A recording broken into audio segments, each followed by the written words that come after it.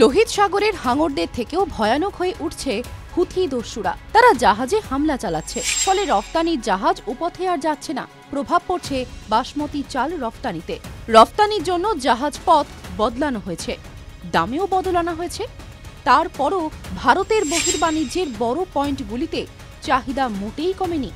বর্তমানে দুই ধরনের চাল রফতানির উপর নিষেধাজ্ঞা রয়েছে। ভাঙা চাল ও অবাসমতি সাদা চাল বর্তমানে রফতানি করা যায় না। এছাড়া পারবয়েলড রাইস রফতানির ওপর 20% হারে রফতানি শুল্কও লাগে। রফতানির জন্য জাহাজপথ বদলানো হয়েছে, দামেও বদল আনা হয়েছে। তারপরও ভারতের বহির্বাণিজ্যের বড় পয়েন্টগুলিতে চাহিদা মোটেই কমেনি। বর্তমানে দুই ধরনের চাল রফতানির ওপর নিষেধাজ্ঞা রয়েছে।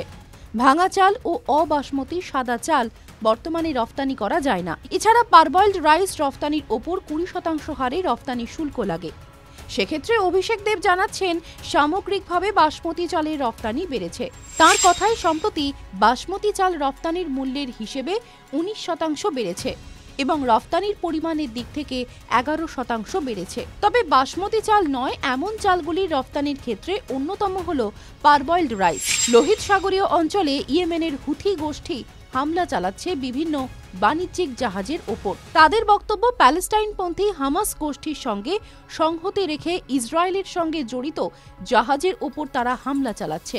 কিন্তু বাস্তব চিত্র বলছে, কোনো বাছবিচার না করে প্রায় সব দেশের বাণিজ্যিক জাহাজের উপরেই হামলা চালাচ্ছে লোহিত সাগরীয় এলাকায়। তাই সংকটে পড়ছে বাসমতি রফতানি।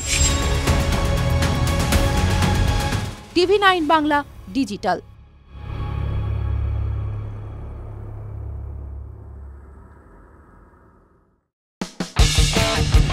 কোনো পুরনো খবর নয়, সকাল থেকেই পুরো দিনের আভাস। লোকাল থেকে global,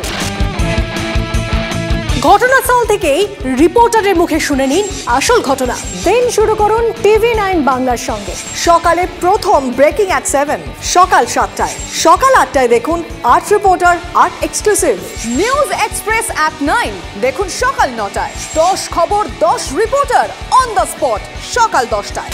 local to global at 11 দেখুন সকাল 11টায়। দেখুন morning super prime time TV9 বাংলায়। TV9 বাংলা, না দেখলেই নয়।